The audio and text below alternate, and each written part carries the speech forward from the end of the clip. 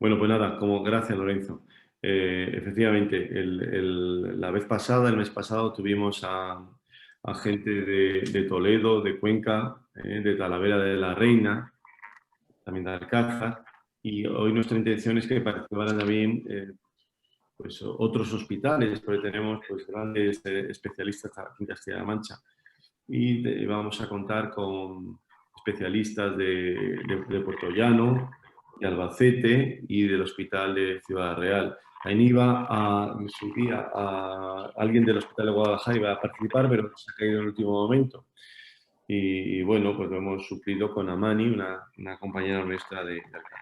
Todos son gente muy joven y hemos invitado también a los ponentes de octubre, a Nuria del Hospital de Toledo, a María Ángeles de Cuenca, a Joaquín de Talavera de la Reina y a Laura también, otra residente de Alcázar, pues que aparecieran también y que ellos fueran también, si tuvieran alguna idea, algún comentario, preguntaran a sus propios compañeros y así que el debate fuera más rico.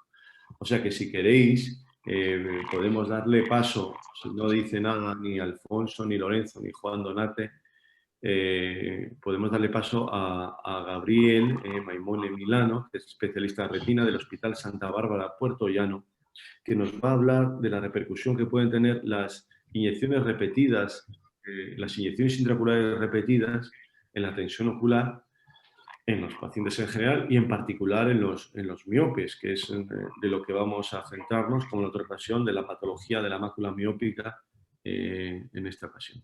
Pues nada, cuando quieras, Gabriel, bienvenido y muchas gracias por... Vale. Gracias a usted, doctor.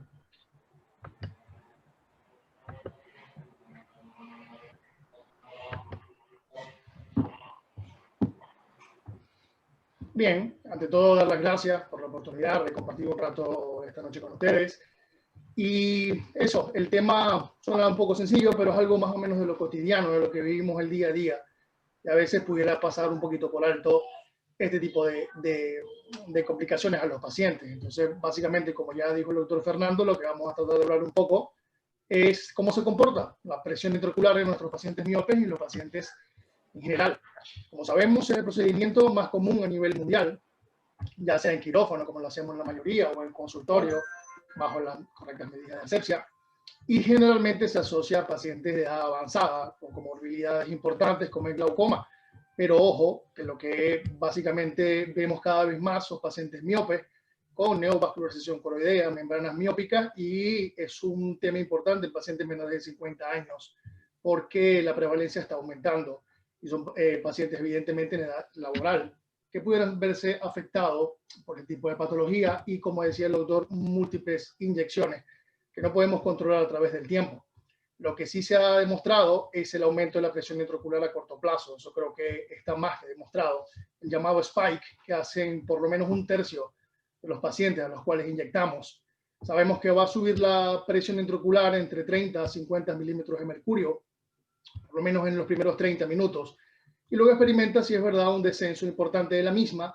Y lo que no hay un consenso, digamos, es el efecto a largo plazo. Aún está en discusión. Hay varios estudios donde no son concluyentes, pero sobre todo en Corea del Sur hay bastante bibliografía acerca de cambios importantes en capas de células ganglionares y de fibras nerviosas en pacientes tratados a largo plazo. ¿Vale? La relación fisiopatológica la podríamos explicar de varias maneras. No hay un consenso todavía sobre una fisiopatología clara, pero hay una evidencia en favor de la teoría vascular, vasos de estrecho calibre, diferencia en la presión del calibre de los mismos, la interacción de los anti-VEGF con la fisiología del óxido nítrico, que es ampliamente conocida y que mejoran en las membranas, pero aparentemente en la cámara anterior la filtración no es muy buena y se ve afectado por esta fisiología del óxido nítrico. La toxicidad del fármaco en la malla también ha sido estudiado, evidentemente el efecto mecánico por aumento brusco de la presión o la respuesta inflamatoria directa de la inyección en el ojo.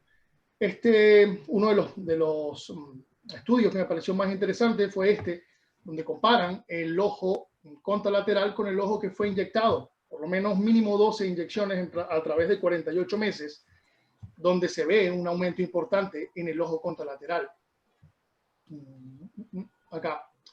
Y hay que ver esto con un poquito de lupa. Aparentemente la Fligercept sale mejor parado cuando comparamos los tres medicamentos, pero Como les digo, los pacientes tratados con Aflibercept fueron los que menos se incluyeron en el grupo, es decir, había menos cantidad de universo con este tipo de medicamento. Pero sí lo que me parece importante es la diferencia entre un ojo tratado y el ojo contralateral no tratado. Vemos la importancia a 2 años, por lo menos, cómo puede subir la presión intraocular. Cuando hablamos de los miopes, evidentemente la diferencia principal es el eje axial. La relación del volumen que estamos inyectando con la cámara vítrea y a mayor longitud, evidentemente menor aumento de presión intraocular, porque se pudiera dar la oportunidad de balancear el volumen y afecta un poco menos la presión. Este otro estudio me pareció bastante importante porque aquí los colegas hicieron un modelo biomecánico y lo compararon con resultados clínicos reales en pacientes hipermétropes, miopes y hemétropes. Y uno de los resultados más interesantes que, bueno, lo que se pensaba, lógicamente, es que a mayor longitud axial, a mayor milímetro, el aumento de la presión era inversamente proporcional, lo cual parece bastante lógico, pero es muy importante tener datos fidedignos de lo mismo. Los factores que aumentan el riesgo, pudiéramos clasificarlos inherentes al procedimiento o inherentes al paciente. En el procedimiento, el corto intervalo, que luego hablaremos un poquito de esto, el corto intervalo es entre dosis, el tipo de medicamento, aparentemente, como ya les decía, el Aflibercept, por tener un tamaño más pequeño y un aclaramiento vítreo más rápido, en teoría pudiera ser menos peligroso a largo plazo. Inherentes al paciente, una cámara estrecha, obviamente, la hipermetropía, la presencia no del cristalino y los antecedentes personales o familiares de glaucoma. Y lo más importante, ¿qué estamos haciendo para controlarlo? ¿Son suficientes las medidas preventivas que estamos adoptando? Hay muchos consejos que dan, no hay un consenso como tal. Muchos tenemos como prioridad la acetozolamida oral previa al tratamiento y posterior al mismo. Otros prefieren los betabloqueantes tópicos o algún tipo de medicamento tópico antes de la cirugía, antes de la inyección. Otros son un poco más extremos. Hasta en la India se ha probado paracentesis antes de cada dosis, lo cual me parece un poco más extremo. Pero se han visto haber varias escuelas, ¿no? Tendencias a tratar de prevenir este problema. Lo que sí es importantísimo que debemos hacer como énfasis o hincapié es en la valoración por inyección del paciente en riesgo. Estudiar bien cuál puede ser el paciente en riesgo y evaluar las células ganglionares. Sí. Este estudio me parece también bastante llamativo porque podemos ver en porcentaje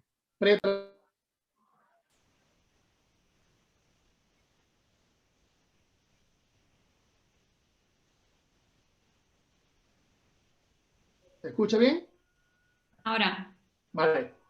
Este estudio lo que me parece importante es la comparación en milímetros cúbicos de capa de células ganglionares, lo que puede llegar a bajar de 70.5 en promedio antes del tratamiento, luego de las dosis de carga pudiera ser hasta 66, y luego del tratamiento aproximadamente entre 5 y 8 dosis pudiera bajar hasta 62.52 micras en promedio, lo cual llama bastante la atención. Por último, no corre. Parece que se detuvo esto. Dame un segundo. Vale. Las recomendaciones son múltiples. Muchos especialistas y muchos estudios dan muchas recomendaciones. Una de las más comunes es aumentar el tiempo entre dosis. No es tan fácil, evidentemente, para nosotros. Vemos que los pacientes que tratamos, depende de cada patología, evidentemente, pero el Treat and Extend ha dado muy buenos resultados, sobre todo a 2 años, tanto en agudeza visual como en recuperación de visión. Y evidentemente son pacientes que vamos a inyectar y a tratar bastantes veces. Por ende, hay que individualizar a cada paciente. Los miopes sí es verdad que tal vez no entren, o no es común que entren en un Treat and Extend, pero no sabemos básicamente cómo va a reaccionar la membrana. Y como comentamos en la reunión de octubre, que una doctora comentaba, si el paciente miope tiene síntomas, tiene metamorfopsia o se queja, y el OCT tal vez no sea concluyente, lo vamos a tratar. Entonces, ¿cuántas inyecciones va a recibir ese paciente a lo largo de la vida? No lo sabemos con precisión. Por ende, es importantísimo valorar, ya que tenemos un OCT, darnos un poquito más de tiempo y valorar las células ganglionares y la capa de fibras nerviosas para no complicar un poco más a estos pacientes que ya tienen una afección central importante y no complicarlos con otra comorbilidad a futuro, ¿vale? parte de la bibliografía que utilizamos y nada, de todo, muchísimas gracias. Pues muchísimas gracias a ti, Gabriel, por tu fantástica prestación, escueta y dirigida. Supongo que ahora, al final, hablaremos, como os he dicho, y todos podréis comentar, los que estéis aquí, porque la reunión, el espíritu de esta reunión está abierto, todo el mundo podrá comentar. Vamos a seguir el orden que teníamos previamente, y entonces a continuación nos va a hablar Raquel Maroto Cejudo, que es... que lo va a hacer desde el propio Hospital de Ciudad Real, pero lo hace como especialista en retina, pero también como paciente en traumatología, porque la doctora Maroto Cejudo es una resistente, vamos, como la mayor parte de las mujeres, ¿no? Que esto no lo haría cualquiera, Raquel, o sea que te agradecemos eso, tu capacidad de resistir la enfermedad y de presentar desde una cama del hospital. Muchas gracias a todos. Bueno, os comparto la pantalla, ¿vale? Ante nada, bueno, agradeceros al Club de la Mácula la oportunidad de estar aquí con vosotros. No podría perderme esta grandísima oportunidad ni aunque estuviese en el hospital convaleciente. Me hubiera gustado haberlo hecho desde casa, pero bueno, la próxima podremos. Y nada, mi presentación va sobre la maculopatía y el diagnóstico diferencial con la coriopatía central serosa, ¿vale? ¿Qué? Voy a presentar No, es que soy una tortilla de atún. Un paciente de 47 años presenta Ya, solo veo otro día. que viene por una visión distorsionada del ojo derecho de 0,9 y el izquierdo de 0,4. Y aquí muestro las imágenes del fondo de ojo con la autofluorescencia. Vemos ese moteado hipoautofluorescente. Y aquí os enseño la OCT. Tanto vemos en el corte vertical y horizontal pues una mácula en domo, que además pues, presenta pues, líquido subretiniano. Estas son las imágenes de la angiografía. Como podemos ver, pues eso, ahí esta hiperfluorescencia, un patrón moteado. En el verde cianina nos apreciaban claros puntos de fuga. Y bueno, ¿y cuál no sería nuestro diagnóstico de sospecha? Pues aquí nos surgiría un poco la duda con una coriopatía central serosa, una mácula en domo, una maculopatía en domo, DOM6 mácula. En este caso, bueno, se sospechó la coriopatía central serosa. En abril de 2015 estará la imagen, vemos este desprendimiento de retina seroso. En mayo se decide instaurar terapia fotodinámica. Vemos cómo la agudeza visual disminuye un poquito, aparece esa hiperrefringencia debido seguramente a componentes inflamatorios. En marzo de 2016 vuelve a aparecer el paciente a revisión. Vemos cómo ese líquido ha disminuido y aquí en este momento nos planteamos una actitud expectante. Posteriormente presenta pues, una recurrencia de ese líquido. Aquí nos planteamos la terapia, pero el paciente no está muy convencido y de forma espontánea pues, bueno, va disminuyendo ese líquido. En 2017 vuelve a aumentar. Nos planteamos y instauramos el Renona, pero es verdad que pese a que la agudeza visual sí que mejora un poquito, ese líquido no termina de reabsorberse. Aquí pues eso, también nos cae un poco la duda de si volver a hacer una terapia fluidinámica. Y nada, en octubre del 2017 el paciente se marcha a trabajar fuera, presenta una visión de 0,7 con metamorfosias y ya pues le perdemos un poco la vista. Bueno, a todo esto viene a presentaros un poco lo que es la DOM6 mácula o mácula en domo. Es un anómalo perfil convexo de la mácula que puede aparecer con o sin estafiloma asociado y puede presentarse más frecuente en miopes, pero también recordad que también preceden en métropes, así como en hipermétropes. La etiopatogenia. Ha habido numerosas hipótesis. Una de las primeras se daba por un engrosamiento coroideo en el área macular, pero luego también se ha discutido si podría ser por acciones vitrorretinianas o bien un engrosamiento escleral. Se puede asociar con definimientos serosos, lo más frecuente, crónicos o recurrentes. En algunas ocasiones puede dar lugar a membranas vasculares, aunque es raro, o alteraciones en el epitelio epicentario de la retina. Y bueno, en el tratamiento no quiero entrar mucho en ello, ya que mi compañera de Ciudad Real hablará después. ¿Cómo diferenciarla un poco de la coriopatía central serosa, de la maculopatía en domo? Es complicado. Bueno, en la cleidopatía central serosa sí que observamos un mayor fluido subretiniano, esas protrusiones que se producen en el bacterio de la retina, el engrosamiento de la coroides y además como puntos hiperreflectivos. Sin embargo, en la maculopatía en domo, ese fluido subretiniano suele ser de menor cuantía. La autofluorescencia, vemos placas de IP tipo autofluorescencia, sobre todo cuando se asocian los estafilomas siguiendo pues, la línea del mismo. Lleva que el engrosamiento coroideo no siempre está aumentado, es decir, cuando hay un desprendimiento de retina seroso sí, pero en el resto pues, no está del todo claro. ¿Cuál sería su diagnóstico diferencial, aparte con la central serosa? Pues bueno, el tumor es para empezar el hemangioma coroideo, también enfermedades inflamatorias, demás neovasculares como las ocultas. Por tanto, es muy importante la imagen multimodal a la hora de establecer el diagnóstico. Nada, para que recordéis un poquito, la maculopatía en domo es una entidad de reciente diagnóstico gracias a OCT. Antes no se diagnosticaba porque realmente no se veía. Hay muchas hipótesis sobre etiología, puede que todas tengan cierta parte de razón. Y bueno, es importante hacer un buen diagnóstico diferencial con otras entidades que nos cursen con un desprendimiento de retina seroso. Y nada, muchísimas gracias a todos. Los que te agradecemos la presencia, como ha puesto tu compromiso y tu valentía, Raquel, somos todos nosotros. Y nos sorprende tu imagen. Nada. Ya al fin del camino siempre. Tenemos asegurada oftalmología para rato con gente así. Muy bien, pues nada, otra gran representante de la oftalmología de Castilla-La Mancha es la doctora Díaz Fernández, Elvira, que nos va a continuar con tu tema, Raquel, y va a hablar también de mácula en cúpula. Raquel nos habla desde el complejo universitario de Ciudad Real. Elvira nos habla desde el complejo universitario de Ciudad Real. Cuando quieras, Elvira. Muchas gracias. ¿Tiene que dejar de compartir pantalla ella para que pueda compartir yo? Sí. Ah, vale. No me dejaba.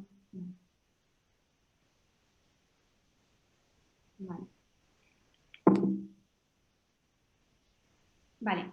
Bueno, pues yo me voy a centrar sobre todo en las terapias, en las posibles terapias que se están investigando actualmente para la mácula en cúpula. Entonces, bueno, primero he puesto esta diapositiva para recordar un poco, meternos en contexto de qué es la mácula en cúpula, aunque lo acaba de decir muy bien Raquel. Es una protrusión convexa de la mácula que se suele formar dentro de un estafiloma, ¿vale? Me parece importante recordar el concepto del estafiloma también, ya que es parecido. Tenemos aquí abajo 3 imágenes. La imagen A sería un ojo normal, la imagen B un ojo con la longitud axial alargada pero sin estafiloma, y la C vemos ahí el estafiloma, ¿vale? Que es como una protrusión, una evaginación de la esclera posterior hacia afuera.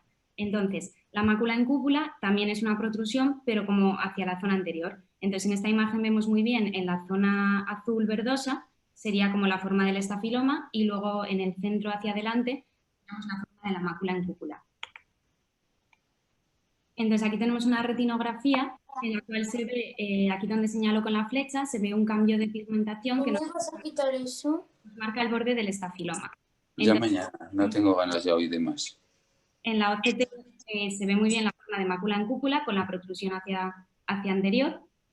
Y aquí he puesto estas imágenes en 3D para ver bien pues, la flecha que marca esta curvatura del estafiloma y compararla con la curvatura como contraria, ¿no?, de la mácula en cúpula. Aquí tenemos algunas imágenes más. Entonces, ¿cuál es el problema que da la mácula en cúpula? Básicamente, pues que puede producir una maculopatía por un desprendimiento neurosensorial a nivel macular. Esta complicación también se da en el borde de los estafilomas a veces. Entonces, bueno, es importante, aquí vemos la mácula en cúpula con un desprendimiento neurosensorial y líquido subretiniano. Entonces, hay muchas teorías distintas de por qué se puede producir esta complicación en la mácula en cúpula, pero básicamente 3 de ellas, las 3 más importantes son por un engrosamiento coroideo ligero a nivel subfoveal. Ya sabemos que en la miopía magna lo normal es que tanto la coroides como la esclera estén adelgazadas. Entonces, ¿qué ocurre? Pues que vemos que aquí en los bordes ascendentes de la mácula en cúpula sí que tenemos un claro adelgazamiento coroideo, pero en el centro hay como una especie de engrosamiento relativo. ¿Relativo por qué? Porque es más grueso que los bordes, pero sigue siendo una coroides más adelgazada que si no tuviésemos miopía magna. Entonces, esta es una de las teorías porque se puede alterar también, al alterarse la coroides, pues se puede alterar su vasculatura. Luego tenemos el engrosamiento escleral, que es un poco lo mismo pero a nivel de la esclera. Entonces, esta tiene más fuerza porque se ha visto en los estudios que han hecho comparando pacientes con miopía magna y mácula en cúpula versus pacientes con miopía magna sin mácula en cúpula, sí que se ha visto diferencias a nivel del grosor escleral, pero no se han visto tantas diferencias significativas con respecto a la coroides. Entonces, en el caso del engrosamiento escleral, lo que puede pasar es que afecte también a la vasculatura coroidea. Y luego la última teoría principal sería pues, un daño mecánico directo, un daño físico del EPR.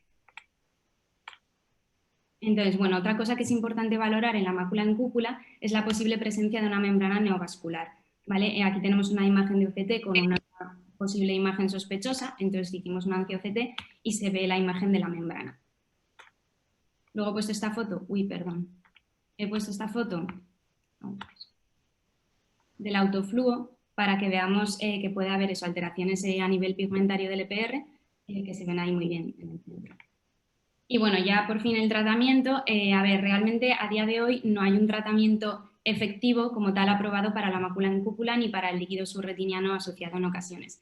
Entonces, estos son los 4 tratamientos que más se están investigando por lo que he visto, que más se están probando. Entonces, tenemos este primer estudio en el que vemos que, bueno, aquí lo primero que dice que no hay tratamiento efectivo y vemos que se probó bevacizumab, se han probado varios los antiangiogénicos, pero en general se ve que es refractario, que el líquido subretiniano de la mácula en cúpula no es como otros que sí que responden, sino que es refractario. Entonces, en este estudio también se probó terapia fotodinámica con la verteporfina y sí que se vio que hubo resolución total del líquido subretiniano, pero a los 2 años volvió a aparecer. Y entonces, en esta recurrencia tuvo solamente una respuesta parcial a la terapia fotodinámica. Luego tenemos este otro estudio en el cual lo que vemos es que son solo estudios de pocos pacientes, en este caso de 2 pacientes, y se probó a tratarlos con espironolactona oral y se vio que tuvo buenos resultados. Entonces, tenemos el primer paciente y el segundo paciente. En el primero, ¿qué pasa? Pues que había sido tratado con acetazolamida oral y con bevacizumab, sin tener ningún tipo de respuesta para ninguno de los fármacos. Entonces, se prueba la espironolactona, en concreto 75 miligramos al día durante 2 meses y sí que se vieron buenos resultados a nivel de que mejoró la agudeza visual, las metamorfopsias y que desapareció el líquido por completo. En el caso de la segunda paciente, se puso directamente espironolactona en dosis crecientes, al principio durante la primera semana y luego de 25 miligramos y luego se aumentó a 50 y también se vio buenos resultados. Luego tenemos el láser subumbral que se ha probado esto es un estudio que se hizo y se vio que en pacientes que tenían persistentemente el desprendimiento neurosensorial, que se habían probado otras cosas y no funcionaban, que con una sola sesión de láser subumbral, en concreto que se dio en toda la zona que se veía en la angiografía con verde indocianina hiperfluorescente, se dieron ahí disparos de manera continua y sí que parece que tuvo buenos resultados. Luego en este otro se combina tanto terapia fotodinámica a medio tiempo y a media dosis con el láser subumbral en 11 pacientes y eso lo mismo, pues que tuvo buen resultado, pero son estudios con muy pocos pacientes. Bueno, aquí se vio que sí que disminuyó el grosor central coroideo, que se resolvió el líquido subretiniano y luego en 6 de estos, bueno, son 11 pacientes solamente, en 6 sí que mejoraron la agudeza visual en 2 líneas y no hubo complicaciones postoperatorias, pero eso son muy pocos pacientes. No, al fin y al cabo este es el primer estudio que se ha hecho con esta combinación y vemos arriba que es un estudio súper reciente, entonces pues bueno, todavía queda bastante por delante. Pues como conclusiones, en general son estudios con muy poco tamaño muestral, incluso eso solamente descripción de 1 o 2 casos, de los que he encontrado muchos son así, entonces tienen muy poca fuerza de evidencia y un grado de recomendación C. Y eso, pues que son necesarios más estudios prospectivos, con seguimiento más largo de los pacientes, mayor tamaño muestral y con comparación de controles, que no sean solamente descripción de casos. Pues muchísimas gracias, Elvira. Nada, ha estado fantástica la presentación, como te hemos dicho al principio. Le comentábamos a Elvira antes de empezar la charla, que nada, que subrayaba, lo dejaba todo perfectamente subrayado y que nos recordaba. Me recuerda a mí los apuntes de mi hija, que también está estudiando medicina y que también es una fan de los colores. Yo animo a los varones también a que usen colores, porque a veces los hombres de esto somos más grises en todos los aspectos. O sea que muy bien, Elvira. Bueno, pues vamos a pasar con a la última comunicación, que la presenta una residente también, que también que tiene mucha garra, que trata muy bien a los pacientes y que se esmera mucho y que se interesa también mucho por la retina, que es Amani Abbas Joya de nuestro hospital, está en Alcázar de San Juan. Amani, cuando quieras. Amani nos va a hablar del tratamiento para meter un tema quirúrgico, sería del tratamiento del síndrome del agujero macular asociado al expediente de retina del polo posterior en el alto miope. Eso es. Muy buenas noches a todos. Como ha dicho mi jefe, soy Amani Abbas, soy residente de segundo año del Hospital La Mancha Centro y mediante este vídeo te hemos presentado una técnica que llevamos a cabo desde el año 2009 en pacientes con un agujero macular de mal pronóstico asociado a un descendimiento del polo posterior en pacientes con una alta miopía. Si el paciente tiene una catarata, como en este caso, podemos tener dos opciones, o bien realizar una lensectomía cuando la lente esté en torno a 0, o, como hemos elegido, poner una lente intraocular de baja potencia.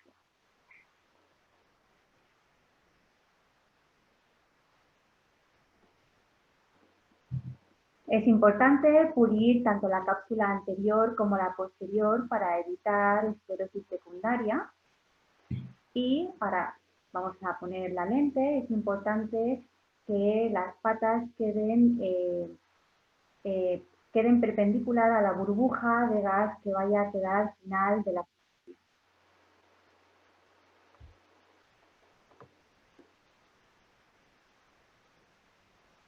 En este caso es una cirugía del 2017 y a través de unas microincisiones lo que ponemos son vitreotomos 23G. Ahora vamos a comenzar con la vitrectomía. Vamos a limpiar el vitrio hasta la periferia lo máximo que podamos. Y en este caso vemos si hay hialoides o no. En este caso, como no lo hay, vamos a teñir con azul brillante. Nosotros lo preferimos y lo usamos más que la tinción dual de Membrane Blue. Comenzamos a retirar esta primera capa que se corresponde con una membrana epiretiniana, que a veces en casos de pacientes con alta miopía, la hialoide se transforma en esta membrana y lo que hace es fraccionar y crear un descendimiento de retina en aquellos que tienen un agujero macular, y esto es característico de los pacientes con una miopía alta. Y como bien sabemos, en condiciones normales, en pacientes hemétropes con un agujero macular, no suele haber asociado un descendimiento de retina. Vemos cómo la membrana está bastante adherida y que como al traccionar, veamos la retina que ya está, en este caso, desprendida.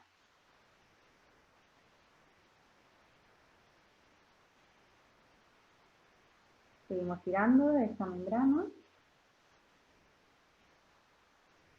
Y ahora lo que vamos a hacer es, vamos a volver a teñir y comenzamos con la parte bastante importante de la cirugía, que es el pelado de la membrana limitante interna.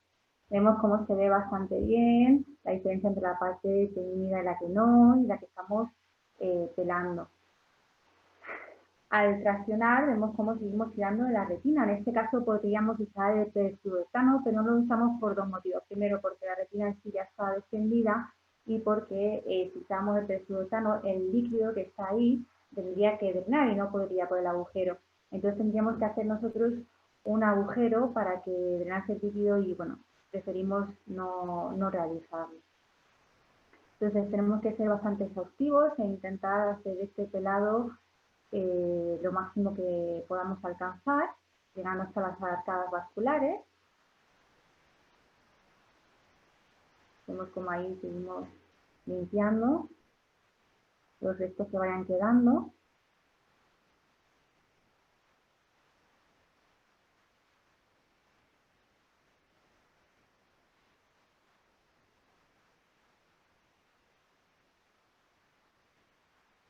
Los restitos.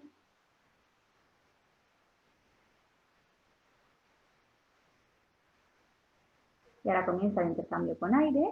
y vamos a poner ahora unas gotitas de fibrina autóloga del paciente, que sea como un moco, una membrana, una neomembrana, que lo que hace la fibrina es cicatrizar y lo que hace, bueno, cicatrizar y cerrar el agujero macular, que bajo nuestra experiencia pues ha sido bastante positiva con los pacientes en los que hemos hecho esta técnica. Gracias. Pues muchas gracias, Amani, por tu presentación también. Y bueno, pues aparte de contar pues con Gabriel, con Raquel, con Elvira y con Amani, pues hemos invitado también a Nuria, a Cuenca Cardeñosa del Hospital de Toledo, a María Ángeles González Garrido del Hospital de Cuenca y a Joaquín, el doctor Elías Núñez de Talavera y a Laura García Filósofo Monaleda de Alcázar, para que si quieren preguntar algo, pues que se conecten. Ya sabéis que esto es una sesión en vivo y que todo el mundo puede participar y hablar y comentar y preguntar. Pero bueno, si queréis, yo empiezo con el primer ponente, con Gabriel, y le hago una pregunta que Alfonso Hernández Lara, el doctor Hernández Lara, ha puesto en el chat. Y le pregunto a Gabriel que si él cree que en determinados pacientes habría que hacer un tratamiento profiláctico para evitar ese pico tensional que se produce después de una inyección. A ver, nosotros lo hacemos en rigor a todos los pacientes. Todo paciente previo de una inyección intravítrea, tenga antecedentes personales de riesgo o no, lo tratamos con acetazolamida oral. Una hora antes de la dosis y luego de la inyección también. Le seguimos colocando una o dos tabletas de acetazolamida oral y nos ha ido bastante bien, bastante bien. Le preguntamos al paciente cómo se siente, cuál es el mayor disconfort de todo el procedimiento y se quejan de la inyección en sí, pero no nos refieren dolor ni ningún tipo de síntoma gastrointestinal porque solamente son pocas dosis y dosis controladas. Como te decía, hay colegas que prefieren tratamientos tópicos, bien, profilácticos, como beta bloqueantes o la brimonidina, pero no sé hasta qué punto pudiera ser cada uno de los pacientes responder más o menos a este tipo de tratamiento. Con la acetazolamida creo que vamos un poco más seguros. Muy bien. Bueno. Alfonso. Sí, bueno, yo pregunto porque hay diferentes pautas, digamos, cada uno tiene una pauta diferente. Yo personalmente no utilizo nada, es decir, me hablo de pacientes normotensos. Porque aunque al inicio de las intravítreas todos estábamos preocupados por la subida de tensión, en el tiempo comprobamos, al menos en mi ámbito, ¿no? Comprobamos que realmente, hablo con antiangénicos, el paciente normotenso, claro. Comprobamos que realmente no había picos tensionales significativos en la mayor parte de los pacientes. Eso no significa que alguno no tuviera, pero ya te digo, entonces optamos por no... Otra cosa es ya la dexametasona, ¿no? Los corticoides es otra cuestión, pero en principio no utilizamos ninguna pauta. Vamos, no sé vosotros, el resto, ¿qué opináis?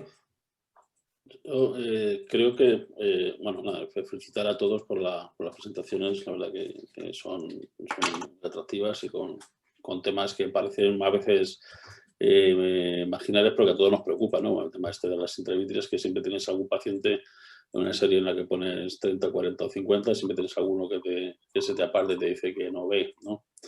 Yo creo que es un problema mecánico, puntual y de espacio, y yo creo que no es rentable en términos globales el ponerle a todos un tratamiento profiláctico, otra cosa que se seleccione al paciente. Yo creo que una de las cosas que podríamos y que deberíamos de mirar es estamos acostumbrados a hacer estos pacientes un OCT cada mes prácticamente, es valorar el estado del cuerpo vítreo. Hay vítreos que están muy licuados, que admiten una inyección con más volumen, y hay otros que tú ves que son vítreos mucho más densos, vítreos más espesos, y eso somos capaces de cuantificarlo, y te esperas ya en pacientes más o menos jóvenes que si pones un poquito más de la dosis adecuada, pues es más fácil que te hagan ese bloqueo. Quizá yo eso es lo único que señalaría como factor de riesgo a controlar. Bien, bien, bien.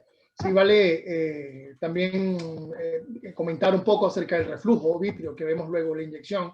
Hay algunos colegas y unos estudios que solo ponían tratamiento posterior a la inyección con acetazolamida si no había un reflujo o si se notaba cierta resistencia. Lógico, esto es muy a cada cirujano, pero sí es verdad que ese reflujo vítreo ayuda bastante, y lo de la inyección que sea en 30G, porque había otros colegas que lo hacían 27 o tunelizándola, y no lo recomendaba mucho por la mala respuesta, y el pico, el spike, podría ser contraproducente, y estos pacientes tenían un poco más de posibilidad de hacerlo. Pero sí, es verdad que no todo, cada quien tiene su manera de inyectar a los pacientes, ¿no?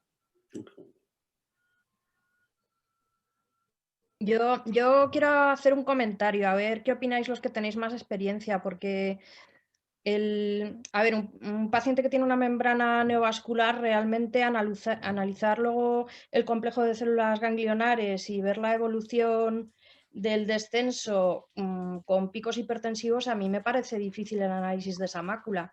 Nosotros particularmente no ponemos tratamiento hipotensor, o sea, tenemos muy poquitos pacientes que pensemos que está evolucionando el glaucoma por los picos hipertensivos, pero a mí me parece muy complicado analizar realmente esa pérdida de células en un paciente con una membrana. No sé qué pensáis vosotros. Yo pienso que los equipos que tenemos en el miope más o menos estándar, en el altísimo miope es dificilísimo, y posiblemente no tienen ninguna rentabilidad, pero algunos sí te pueden ofrecer esa lectura. Lo que pasa es que tienes una neovascularización coroidea, es que, bueno, está muy bien desde el punto de vista académico y sabemos que hay... Bueno, la bibliografía es tremendamente ambigua a la hora de interpretar resultados. Hay épocas en las que hemos tenido series en las que sí había una reducción de estas capas, incluso del radio neuroretiniano, y otras en las que realmente no ha habido nada significativo. Pero estamos hablando de membranas neovasculares en las que lo que tenemos que hacer es hacer un procedimiento cómodo, a mente que luego estudiemos a largo plazo, porque ahora ya tenemos muchos años de práctica y vamos viendo qué es lo que suponíamos hace unos años en torno a las atrofias, los comportamientos de la capa de células nerviosas, etc. Pero yo creo que es poco relevante teniendo en cuenta el problema que tiene el miope, que además normalmente no es la degeneración macular, que son esos problemas más limitados en el tiempo, en el que normalmente no le vamos a pinchar durante 15 años, normalmente, luego las excepciones son para todos, ¿no? Sí, allí lo importante es individualizar, ¿no? Cada paciente. Sí, pero bueno, el razonamiento yo creo que está bien el que tengamos en cuenta que no es pinchar solo, ¿no? A mí me gusta la presentación en cuanto a que no es un procedimiento que ahora vamos a pinchar, ¿no? Y nos pinchamos 50 mientras pasan cosas a nuestro alrededor. Y realmente pues hay muchas más cosas que tenemos que valorar, porque no es tan banal el procedimiento como muchas veces parece. Y tenemos que darle el valor que lo tiene. Oye, una cosa, para favorecer el debate podríamos ponernos el vídeo todos y así nos vemos las caras. Sí, está diciendo en el chat, contestando aquí a Juan Donate, no sé si Isabel González, es que no solo pone Isabel, no sé si Isabel González, de Puerto Llano, dice que estuvieron tomando la tensión durante mucho tiempo con gran carga asistencial a muchos pacientes al día siguiente de la intravítrea, y entonces descubrieron que todos tenían un pico tensional después de la inyección. La verdad es que eso, nosotros nunca le hemos tomado la tensión después de la inyección, no sabemos qué repercusión puede tener, pero bueno, son cosas que a lo mejor habría que estudiar y en ese caso sí tendría sentido el EDAMOS, claro. Bueno, la experiencia de cada uno es tremendamente válida, ¿no? Yo ahora mismo no me encontraría cómodo mandándole EDAMOS a todos los pacientes por defecto. Creo que bueno, podemos tener una subida tensional. Creo que ha habido trabajos al respecto. Los tienes en los ensayos clínicicos, por ejemplo. Los ensayos clínicos tienes que tomar la tensión. No solamente al día siguiente, la estás tomando a la hora y a las 3 horas de inyectar, y los datos no apuntan a esa dirección. Eso quiere decir que si tienen experiencia en ese sentido, pues bueno, pues es correcto. Pero hacerlo a todos los pacientes cuando pinchas 10.000 inyecciones al año, ya lo que nos falta, tomar la tensión al día siguiente. Es la muerte a pellizcos, es decir, enhorabuena. Es que me parece atrevidísimo, aunque bueno, oye, se trata de que los resultados sean los mejores posibles, claro. Claro, con las cargas asistenciales ahora es cada vez más complicado, ¿no? Claro, haríamos muchas cosas, pero es que no se puede. Claro. De allí creo que también la importancia de aprovechar el OCT, la otra consulta que vamos a tener, y aprovechar el OCT. Y bien, como decía la doctora, si bien los miopes, medir todo es muy difícil, pero nada, es una fotografía más, un poquito más de tiempo, pero creo que no estaría de más realizar un estudio de capas de fibras nerviosas. Acabaremos dándole una OCT al paciente para que se haga su OCT y se tome la tensión y que nos lo mande y que ya le contestaremos. Se la hará con el móvil, el OCT, con el móvil. Bueno, sí, esas otras, sí. Hablando de eso, podríamos a Raquel y a Elvira, aunque sería para todos los ponentes de esta sesión y de la anterior, Raquel y Elvira, todos los ponentes son muy jóvenes y realmente han descubierto la patología miópica de otra manera distinta, digamos, a lo que, pues yo qué sé, Alfonso, Don Juan o Lorenzo o Alfredo, Laura, que también está por ahí, pues la hemos vivido hace unos años y es que la patología miópica era completamente distinta. Entonces, como bien reflexionaban Raquel y Elvira, la verdad es que la mácula en domo es un descubrimiento del OCT que antes no sabíamos distinguir de otra patología del propio estafiloma. Entonces, Raquel, a las dos os pregunto, claro, vosotros ya estáis acostumbrados a hacer OCT, como dice Juan, es que se lo hace a todo el mundo. Seguro que ya no concebís otra forma de hacer la oftalmología. Totalmente. Es cierto, y de hecho revisando la bibliografía te das cuenta que realmente la mácula en domo es algo más frecuente dentro de los miopes. La maculopatía, ese desprendimiento de retina seroso, no, pero claro, es que realmente hay cosas que hasta que no hemos tenido estos aparatos no se han llegado a ver. Y es como avanza la ciencia, la verdad. Y es tremenda la cantidad de herramientas de las que ahora disponemos, la verdad. Verte a ti en la habitación del hospital es otra cosa que también nos llama la atención porque eso era algo impensable hasta hace poco. Elvira, la espironolactona, Elvira, la espironolactona entiendo que se pone por esa circunstancia un poco desconocida y asociada, no sabe la relación que puede tener una central serosa con esta patología, ¿no? Supongo que la espironolactona se da por la semejanza que tienen en el cuadro, ¿no? Os hago la pregunta a las dos. De hecho, yo por lo que... ¿Se me oye? Es que no sé si tengo...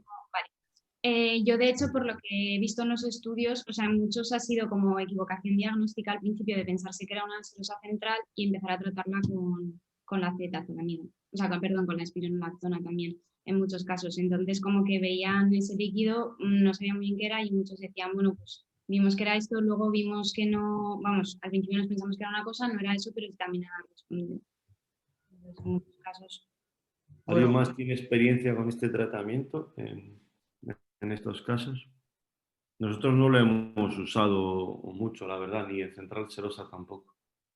La espironolactona, a mí personalmente no me ha ido bien. Si algún diurético ha funcionado en casos seleccionados, a mí personalmente es la acetofalamida. Creo que yo le perdí la fe hace tiempo. Creo que tanto las serosas como las máculas en domo son alteraciones. Bueno, las serosas centrales, ahí hemos metido durante mucho tiempo un montón de cosas que no sabemos lo que era. Es decir, eran membranas ocultas cuando hacemos una geografía, luego eran serosas crónicas, serosas agudas, luego eran hotspot, luego de repente ahora son OCTs, en las que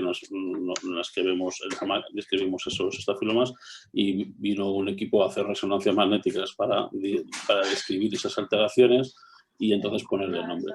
Y todavía no sabemos exactamente por qué una funciona de una manera y otra. Entonces, son alteraciones oscilantes que suben, bajan, tienen líquido, dejan de tenerlo, y eso quiere decir que con serie de 2-10 pacientes no tenemos datos para afirmar cuál es el bueno. Con lo único que parece claro es que porque tenemos series más largas es con terapia fotodinámica, que no funciona. O sea que sabemos que no tiene mucho sentido. Hemos dado fotodinámica, vamos, a puertas, a máculas en domo, y no funciona. Y si alguna ha bajado y ya se ha secado la retina, es porque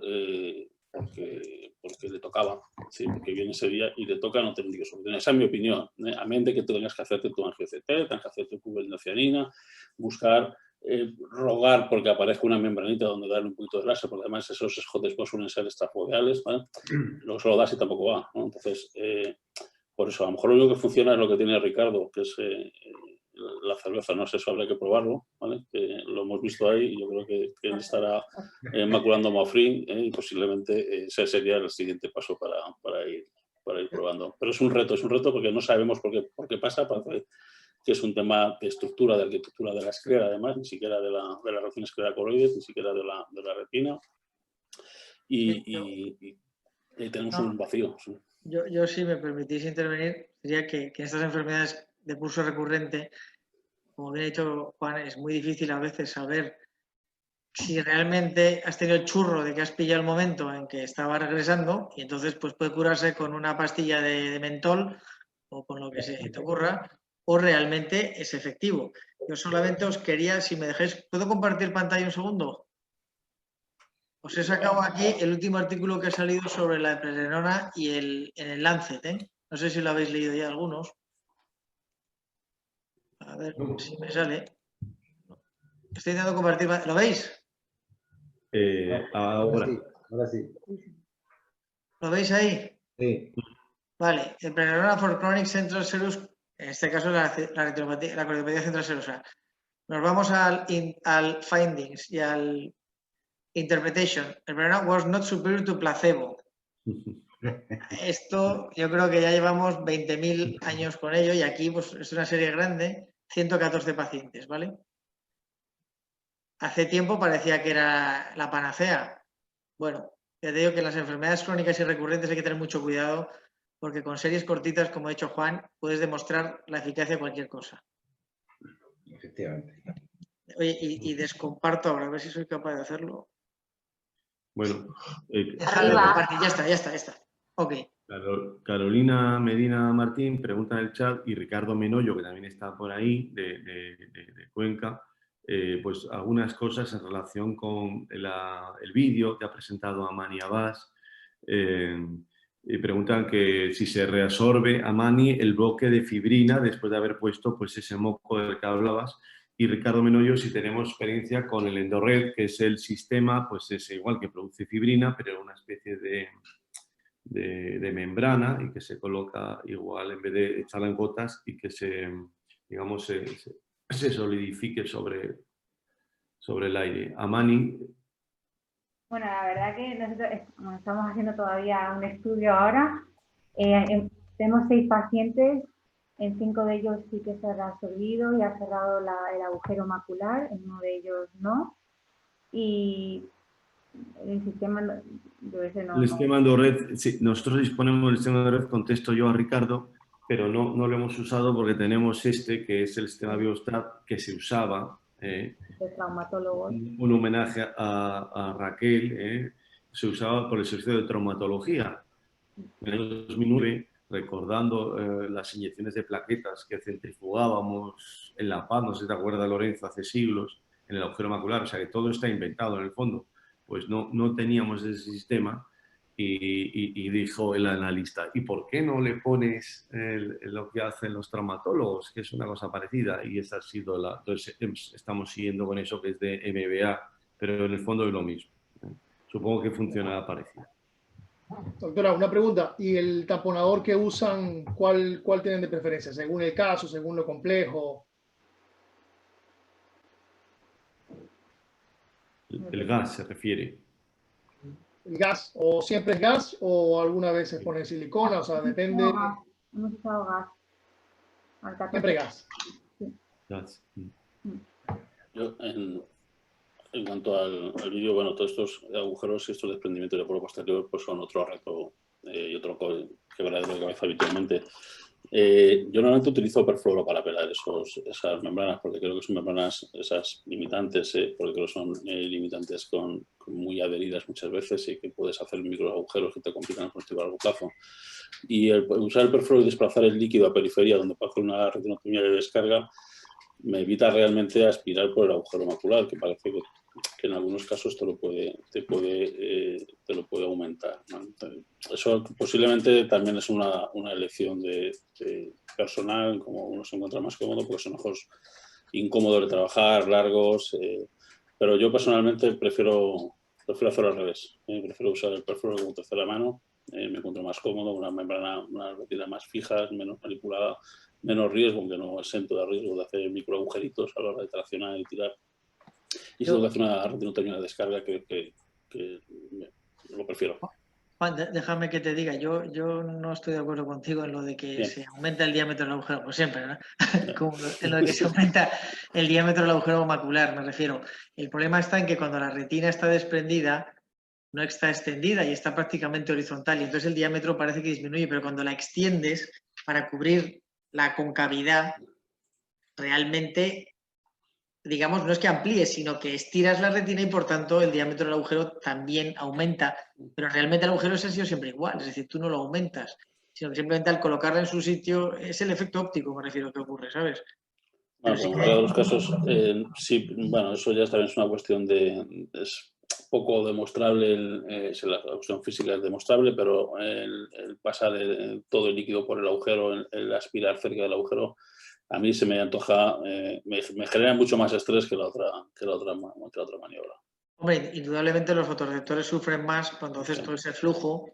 Y unos fotorreceptores que son muy importantes, que son los de la mácula, de eso estoy totalmente de acuerdo.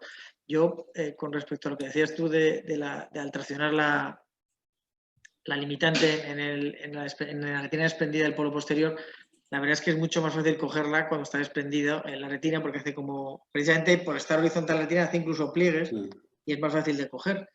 Yo lo que suelo intentar ahí, desde luego, o lo hago bajo perfluoro, o si no lo hago bajo perfluoro, intento tirar siempre centrífugamente desde la papila. Porque eso ayuda a evitar esa especie de pliegues raros que se forman cuando tú tiras de una retina tan suelta en el polo posterior y efectivamente estás intentando despegar una limitante que está tan pegada. Pero bueno, esto ya es para gustos, para que no pase nada. Exactamente, para gustos hay de todo. Aquí cada uno hace nuestra cosa. Sí, claro. Mira, no, pero tienes razón, Juan. De hecho, nosotros no aspiramos el líquido por el agujero. Lo dejamos y que se reabsorba solo. También es una opción. No, al posicionar no lo dejas bien. Oye, y un detallito que querría comentar aquí, sobre todo para los resis, cuando hacéis una combinada entre faco y vitrectomía, hay que intentar siempre llevarse el viscoelástico detrás de la lente, porque si no, la cápsula posterior queda muy abombada hacia atrás. Y a veces, cuando estás esperando el vitro periférico, de repente le pegas un viaje sin querer, se te cae la lente abajo y se te monta el Cristo Padre. Con el detallito. Hombre, claro, y acabas más tarde. Tú que quieres sacar las dos, acabas 3:30. Entonces, lo interesante, si podéis acordaros, meter siempre, cuando hagamos la aspiración del viscoelástico, meteros detrás de la lente, cuando vais a hacer un procedimiento combinado. Si no, importa menos. Bueno, se te atrapa la lente, se te puede miopizar un poquito, pero solo en casos de faco normal, le pegas con el jag y ya está atrás y lo arreglas. Alfredo, ¿quieres comentar algo? Alfredo Laura, que te veo ahí. Carolina, Medina, ya ha visto su participación. ¿Quieres comentar algo de...? No, en principio no, Fernando. Más o menos estoy de acuerdo. Bueno, con lo de la mácula endomo, pues sí, que no hay ningún tratamiento, ya lo ha dicho Elvira, no hay ningún tratamiento demostrado y entonces pues se prueba lo que se tiene.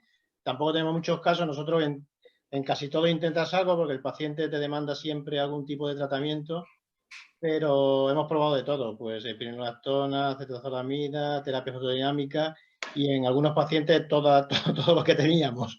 Y al final, pues lo que dice Juan, pues el líquido va y viene y no sabes muy bien muchas veces si es dependiendo del tratamiento que has puesto o de la evolución, más probablemente sea de la evolución. Con respecto a lo del agujero macular, yo profesionalmente prefiero, como Juan, poner perfluoro, me siento más seguro a la hora de quitar la limitante con la retina un poquito más sujeta. Lo otro, pues bueno, estás ahí un poco tirando y no sabes si vas a hacer algún agujero o no. Y prefiero también llevarme el líquido a periferia o a media periferia y ahí hacer una retinotomía si hace falta y si no, a lo mejor lo que dices tú, dejar el líquido después y que se reabsorba. Nosotros hacemos, ahora que habéis comentado, nosotros siempre hacemos posicionamiento del paciente. No sé qué opináis vosotros ahora que está, bueno, lleva tiempo gente diciendo que no posiciona al paciente, incluso hacer taponamiento solo con aire. No sé qué opináis sobre eso. Nosotros siempre hacemos posicionamiento y con gas, pero hay gente que ya hace solo aire y no posiciona al paciente o lo posiciona a lo mejor solo 24 horas. ¿Qué opináis de eso vosotros? ¿Dices en el DR del miope? ¿En el DR por no, digo en agujero macular. Ah, pero normal. Sí. Bueno, o miope si quieres. Hombre, no, es que es muy distinto. Yo creo. Bueno, es distinto, sí, pero bueno, en general, en agujero es normal. Y en miope, sí. Sepáralo si quieres. Sí, yo creo que 24, 40, al menos 48 horas sí los posiciono. Luego me hacen caso o no, pero los posiciono. Creo que creo que no hay que pecar de banalizar el postquirúrgico de estos pacientes. Posiblemente, si haces un buen intercambio y tienes un ojo no tan así miope, desde luego, vamos, ningún planteo, posiblemente con un gas de largo tiempo, pero sí, agujero macular lo posiciono y creo que es lo correcto.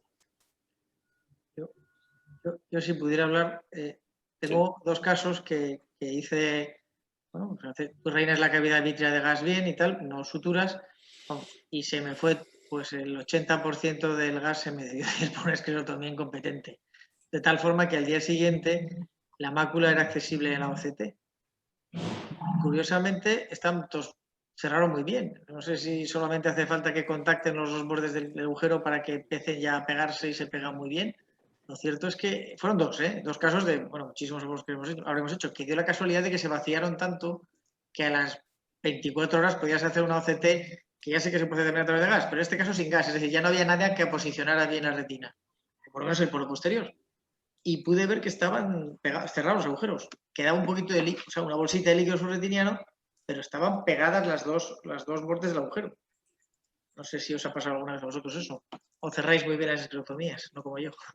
Bueno, casi también como tú, pero vamos, no tanto. Nosotros ponemos gas, aunque es verdad que hay pacientes que se les cierra el agujero inmediatamente, y eso se ve, como has dicho muy bien, Lorenzo, a través del gas, y otros que tardan más en cerrarse, y depende un poco de la encarnadura, como se decía antes, del paciente. Le pregunto a Gabriel de Puerto Llano y a Raquel de Albacete si ellos también pues siguen poniendo eso, gas o aire en el agujero macular, para que respondan a la pregunta de Alfredo. Claro, depende del caso, la reincidencia, qué tanto es el eje axial, más o menos de varios factores, decidimos poner generalmente C3F8 o silicona directamente. Si vemos que el caso va a estar bien difícil y hay una gran posibilidad de recidiva, un estafiloma muy grande, no estamos tan seguros de haber pelado toda la limitante, entonces no vamos directamente con la silicona y vemos cómo evoluciona. Y Raquel en Albacete. Igual. En Albacete la mayoría de casos creo que también se pone gas, dependiendo un poco. Silicona directamente en pocos, he visto pocos, pero bueno, generalmente pues eso, 24 o 48 horas sí que se llevan. Hombre, también antes, ¿os acordáis? No sé si os acordáis, Juan, que había también propuestas para hacer también el desprendimiento de retina solo con aire, ¿no? No sé...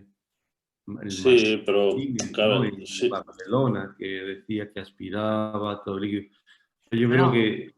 Él decía que no solo eso, sino que decía que lo taponaba con suero. Sí, era solo sin nada, sin aire y sin nada, es verdad. Se quedaba muy bien. Ese era Martínez Castillo, está publicado, ¿eh? No es por nada, o sea, está publicado.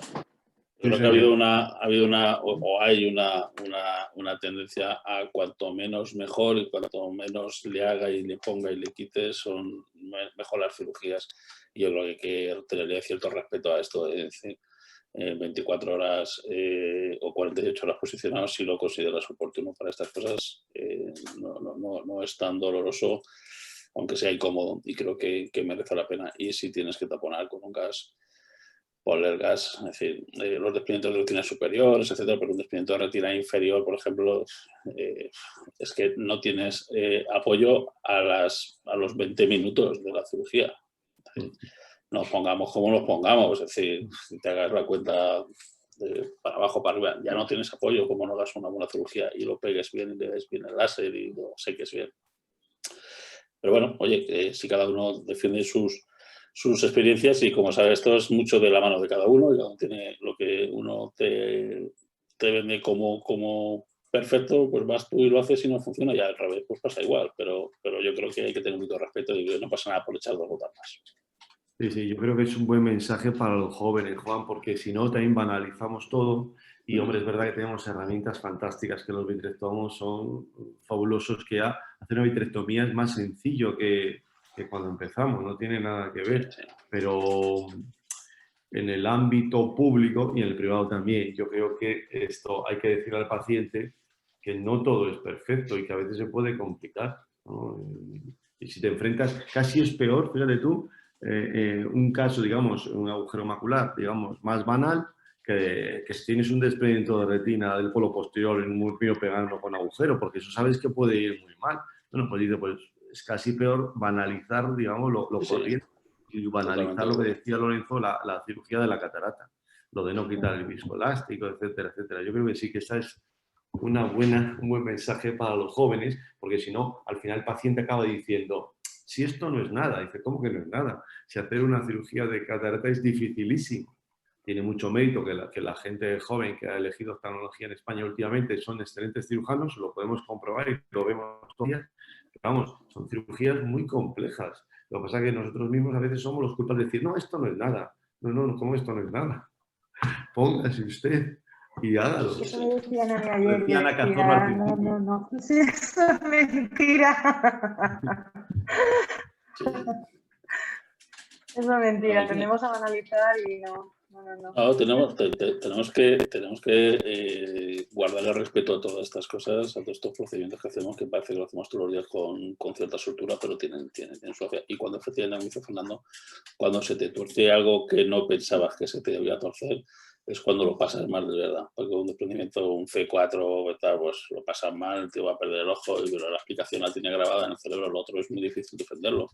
Y a veces porque nos pasa a todos que se te va algún caso que no debiera, pero a veces es porque has banalizado tú, el paciente, el ámbito, alguien el procedimiento.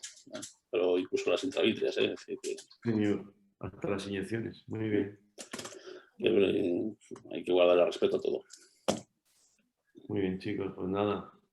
¿Que alguien quiere comentar algo más?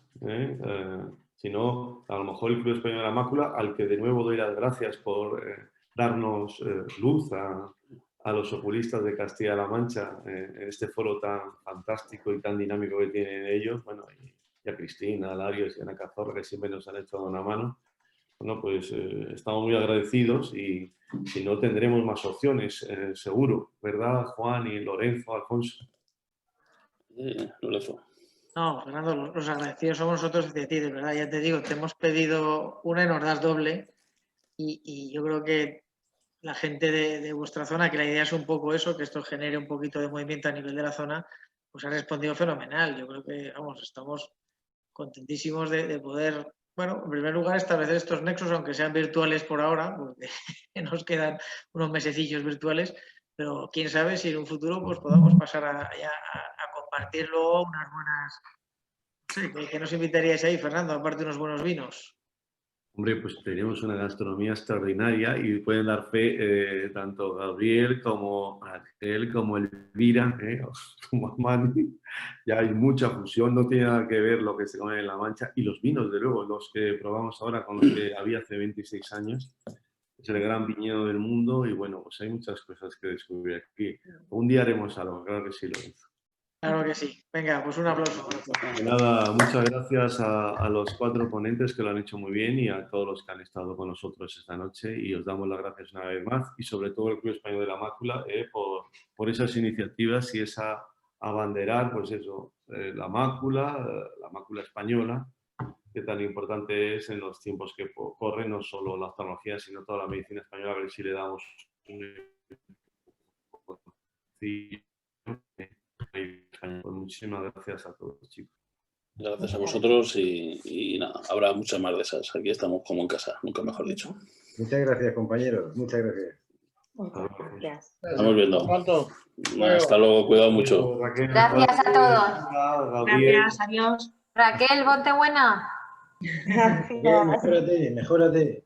Hasta luego.